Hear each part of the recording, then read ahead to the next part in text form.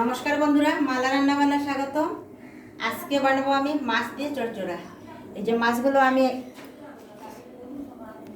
আগে থেকে ভেজে রেখেছি, এই যে লাল লাল করে ভাজা হয়ে গেছে। আর এই যে পেঁয়াজ বাটা, সর্ষা বাটা, এটা দিয়ে মাছের ঝাল রান্না করব। এই যে কড়াইতে দিয়েছি সর্ষের তেল, আর দেবো এই যে পেঁয়াজ কুচি।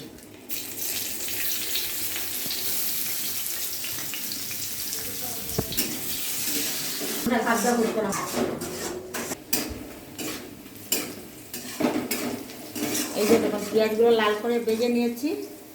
এখন দিয়ে দেবো পেঁয়াজ বাটা। আর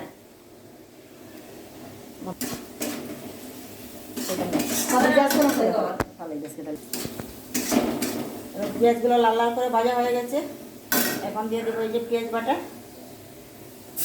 দিয়ে দিলাম পেঁয়াজ বাটা।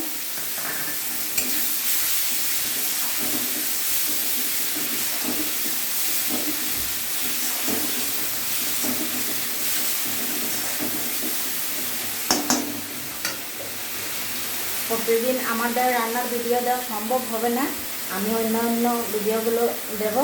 আপনারা অবশ্যই আমার পাশে থাকবে, লাইক করবে, কমেন্ট করবে, শেয়ার করবে, সাবস্ক্রাইব করবে। এটা প্রতিদিন আমার দ্বারা রান্নার ভিডিওটা দেওয়া সম্ভব হয়ে উঠছে না, আমি পারছি না, তাই আমি অন্য ভিডিও করে নেব। আপনার দিয়ে দিচ্ছি লঙ্কা গুঁড়ো আর হলুদ গুঁড়ো।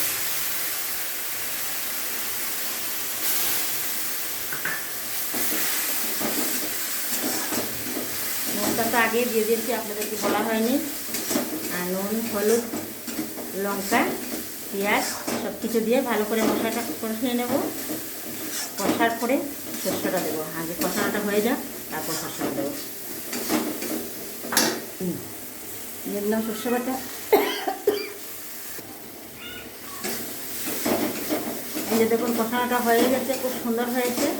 এখন দিয়ে দেবো ঝোল, মাছের ঝালের জন্য ঝোল দেবো অল্প, বেশি দেবো না, অল্পই দেবো। গরম করে নিয়েছি।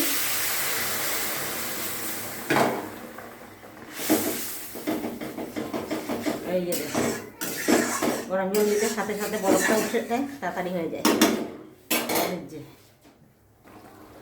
এই যে দিয়ে দিলাম অল্প ধনে পাতা, 3টা কাঁচা লঙ্কা ছিঁড়ে দিয়ে দিয়েছি। হয়ে গেছে, এটা নামিয়ে নিব। এই যে মাছের ঝালটা আপনারা এরকম করে রান্না করে খাবেন, দেখে খুব ভালো লাগবে।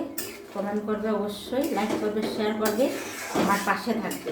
সবসময় রান্নার ভিডিও আমি দিতে পারতাম না, মানে অন্য ভিডিও আমি অ্যাড করবো এর সাথে, তাই আপনারা ক্ষমা করবেন আমার ভুল যদি কিছু হয়ে থাকে। আমার পাশে অবশ্যই থাকবে।